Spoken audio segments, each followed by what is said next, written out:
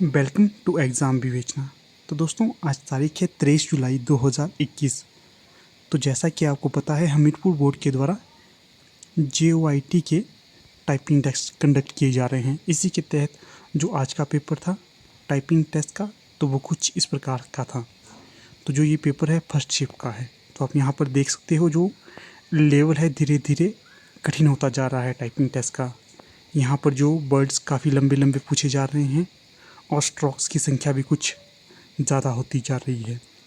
जो आज का पेपर था यहाँ पर गौर करने की बात है कि जो गिनती होती है अर्थात नंबर्स होते हैं वो आज नहीं पूछे गए थे, सिर्फ लंबे लंबे वर्ड्स पूछे गए थे। इसी को ध्यान में रखकर आपको अपनी टाइपिंग को कंटिन्यू रखना है, निराश नहीं होना है, जो अपनी टाइपिंग को कंटिन्यू रखना है। तो यहाँ से अगर आपको इसका PDF चाहिए तो आप हमारे टेलीग्राम ग्रुप के साथ जुड़ सकते हो, उसका लिंक आपको डिस्क्रिप्शन बॉक्स में मिल जाएगा। तो आपको अपनी टाइपिंग टेक्स्ट को लगातार इम्प्रूव करना है और टाइपिंग करते समय अपने मन को बिल्कुल भी कंफ्यूज नहीं करना है, सिर्फ टाइपिंग करते हुए अपने स्क्रीन और कीबोर्ड पर फोकस करना है। तो ठीक है, यहाँ पर अपने वीडियो का समापन कर लेते हैं।